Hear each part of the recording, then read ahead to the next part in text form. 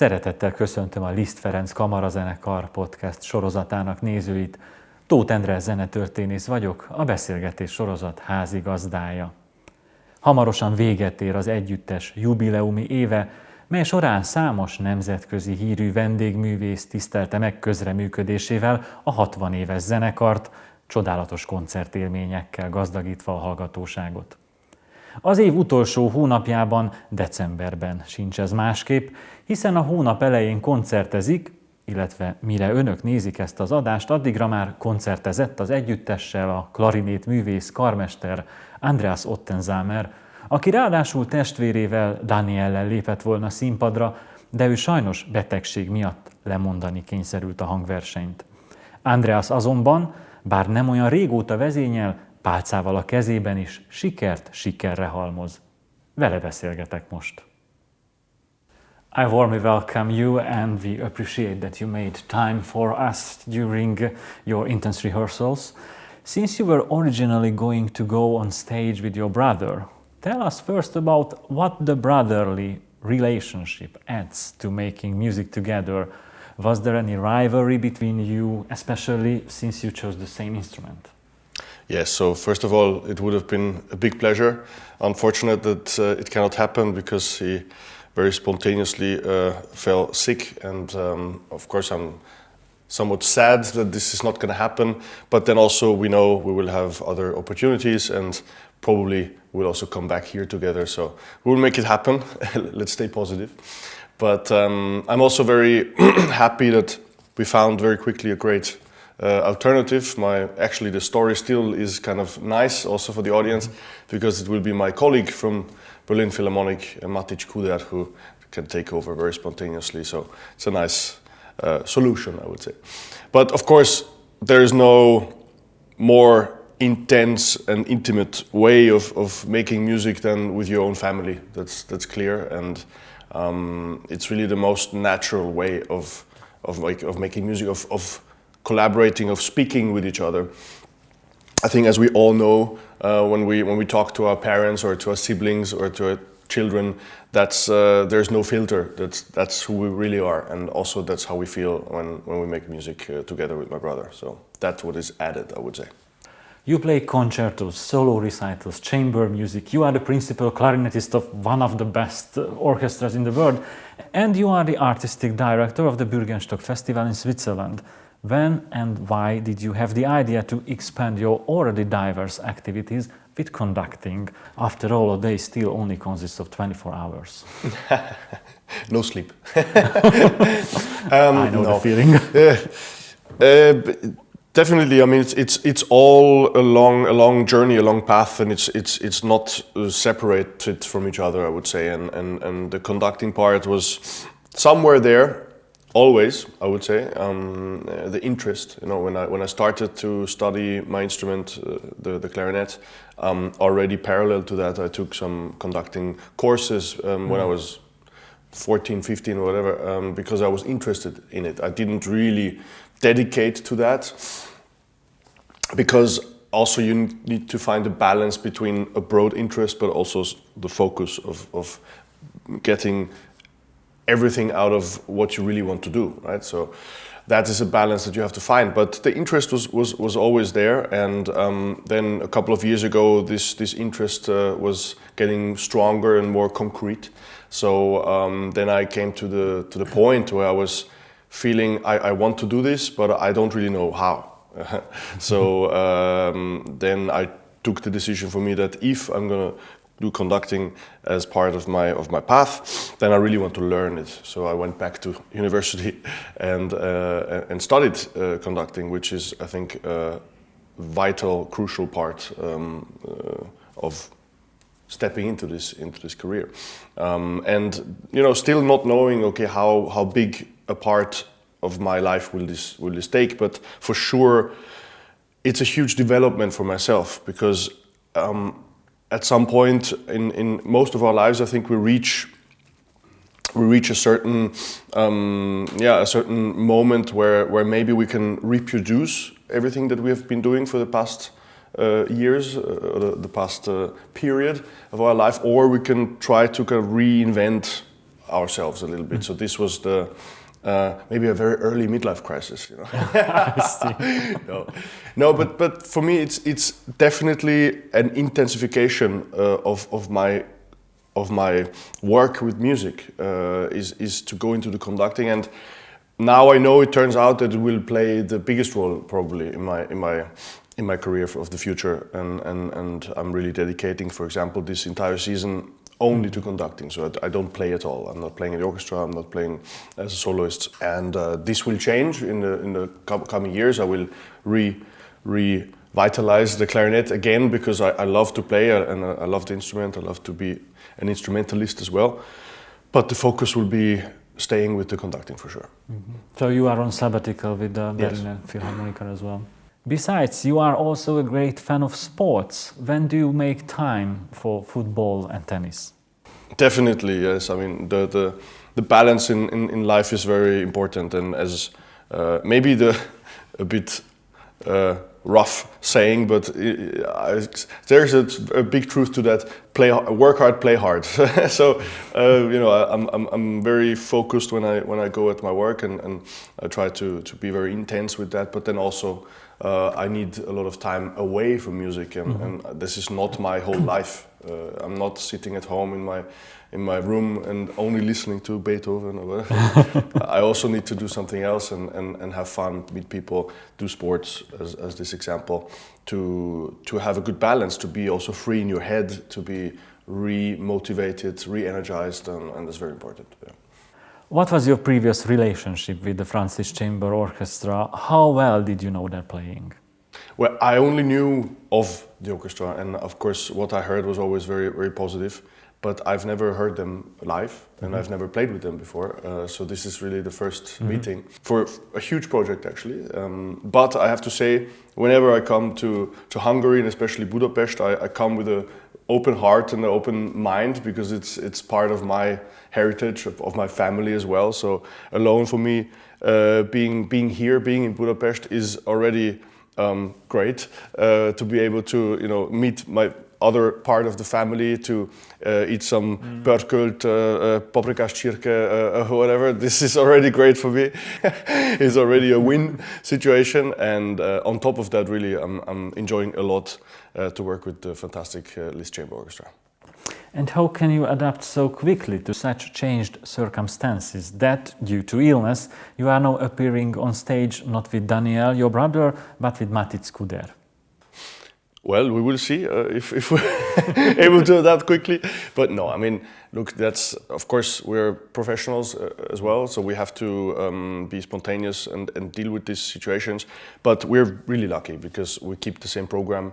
We keep basically everything the way it was. Only we have a new soloist who we will now do our best to adapt and present him with the most comfortable way of how he wants to play this concerto. This will be the big challenge, so to say, that we really adapt to him. In my mind, of course, I was already preparing for exactly how my brother wants to play this, but maybe it will not be so far away from each other. So it's exciting for sure. Let's also talk about the program. Why and how did you choose and put the compositions of Stravinsky, Weber, and Beethoven next to each other? Yes, I mean, of course, first of all, the DNA of the orchestra is an important factor of choosing program, and you look at very, basic things like the size of the orchestra, or also what elementary programs they had in the past, and how you could also, for a debut, it's always very important to come with something that the orchestra also feels maybe good with, and you can right away start on musical things, which is definitely the case with Beethoven, but also it's for me something that I feel that there is so much that I can bring from my own background, from my own views, from my own experience of studying, of being a musician, of making it. So it's a piece where I feel that it's very folky. It's rooted so much in folk music. It's actually so light, which is with Beethoven sometimes hard for us to bring out, because we are so overwhelmed with the genius and the intellectuality about it that sometimes we tend to forget that it's actually very inspired and from the people's music inspired work that we have lying there. So it's always a great starting point and challenge to work on something like that. And then also I wanted to bring something which maybe the orchestra and also the audience doesn't hear and play all the time, which is also for me actually a new piece, the Concerto for Strings by Stravinsky. Very complicated piece, but again, what you will hear is totally, it seems the most natural melodies and folky elements again. That's why it fits so well with the Beethoven that you could imagine.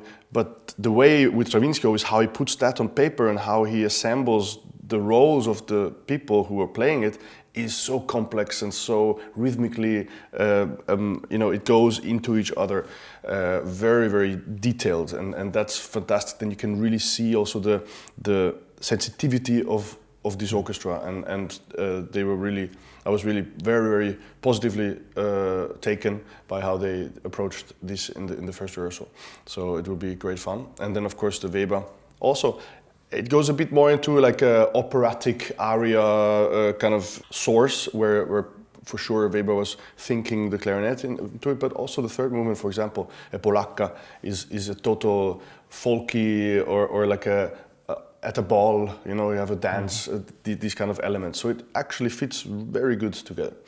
During the previous podcast interviews, once with Emmanuel Payu and then with Amihai Gross, we delved into the extent to which the structure and intonation of a language influences the music making of a person.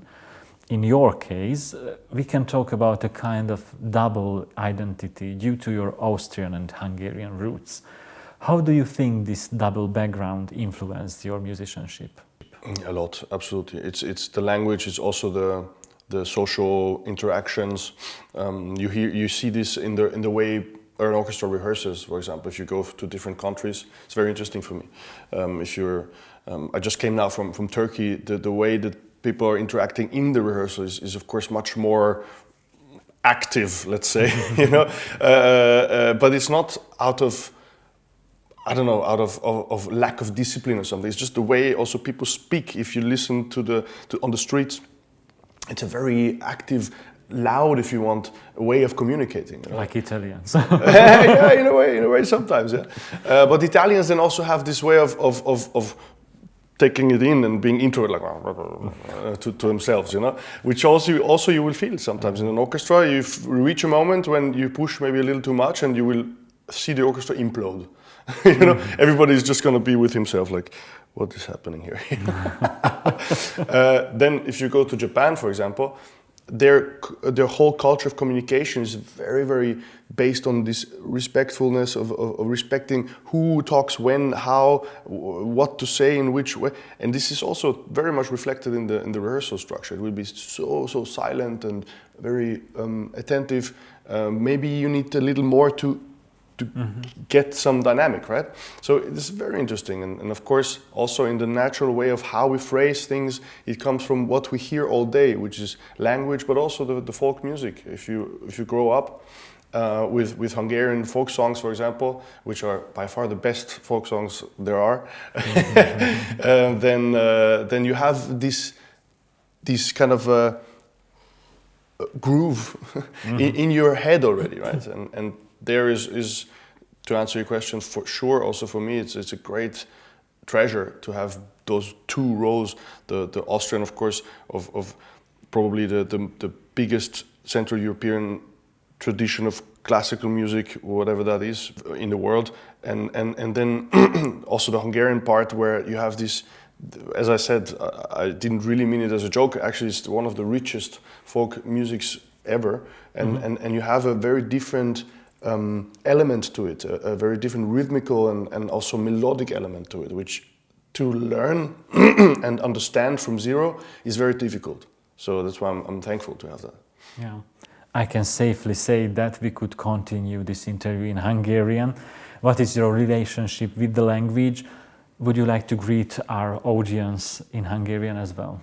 Hát persze, anyukám magyar volt, szóval én is beszélek magyarul, de nem nagyon jól, a szókincsem egy kicsit limited, de hát én nagyon élvezem, ha itt vagyok már, akkor magyarul is beszélek, és próbálok egy kicsit is magyarul beszélni a zenekarral, de hát ja. I hope I won't forget it. Allow me a last question, with which I would like to turn back to the France Liszt Chamber Orchestra, which turns 60 this year. What do you wish them for their birthday? I wish them many more collaborations with me.